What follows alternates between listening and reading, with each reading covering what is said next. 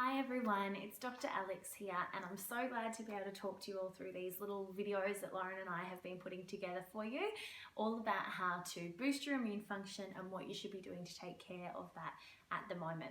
So given everything going on in the world, I thought it would be a really great time to touch on stress and what that looks like in terms of your immune system functioning well, how we can recognize it in ourselves and in our little ones, and what we can do to really get on top of it. So first of all, stress is a really interesting topic, and we will have spoken to you a lot about this throughout your time in the practice because it has such an impact on how your body functions. So if we break stress down into, or not stress, but if we break our nervous system function down into kind of two components, we've got one component that is your fight and flight response. We call this your sympathetic nervous system. And when it is firing, our heart races, our breathing quickens, our eyes are sharper, we have better hearing because we're ready to run or to fight. We're preparing for that threat. What's interesting though is that threat isn't really often running from tigers and bears anymore. It's a much more sustained threat. So it might be worrying about finances, worrying about your kids, or even just what's going on in the world at the moment with it being such an uncertain time. So conversely, the other side of our nervous system, the second component, is what we call your parasympathetic system. And this part of your nervous system is the exact opposite of your fight and flight response. This is your calm, relax, digest, rest and heal part of your nervous system. So it's really important that this functions well and predominantly over your sympathetic system.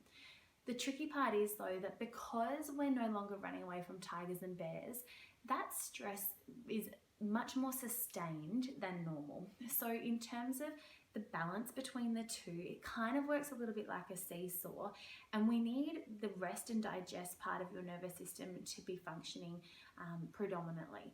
But with all these other stresses, that balance changes and our sympathetic system really kicks in. And the tricky part about this is our sympathetic system tells our brain we're too worried, we've got too many threats around us, we need to be prepared, so we don't need to worry about things like digestion or reproductive function, or importantly for this video series, your immune function.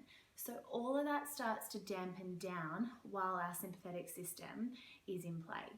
So what we need to do is really recognize stress in ourselves and in others and work out some ways to combat that, to bring our parasympathetic system back into that predominant state and tell that fight and flight response to settle down. So stressing yourself can be a really hard thing to identify because everyone's running around like headless chooks nowadays. We don't have our standard 9 to 5. We've got phones that we can access wherever. We can work from home, work from bed, it doesn't matter. So it's really hard to shut off and give our bodies that time to relax and just digest everything that we've been doing day to day. So stress for you might look like a clenched jaw and just tension throughout your shoulders, neck and facial muscles. It might look like an increased heart rate, forgetfulness, frustration, difficulty making decisions even, which I'm not great at the best of times. So there's a whole heap of different symptoms there. In your kids though, it can present even in more inconspicuous ways. So you could notice that if kids are having more immediate stress or they're absorbing all this stress from the world around them at the moment, that we can see things like upset tummies, bedwetting. We might see the return of habits like sucking their thumb or hair twirling, other little things like that. It might just be that they have some more mood swings and are a little bit more cranky than normal too.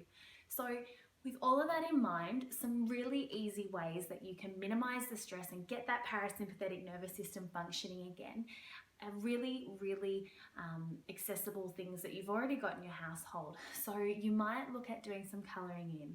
You might look at reading a book that is not work related or learning related, just purely for enjoyment.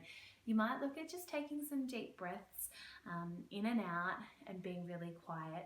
Minimizing screen time is a really good way to do this and get all of that outside noise down. We know that screen time ramps up that stress response again and has our brain on high alert.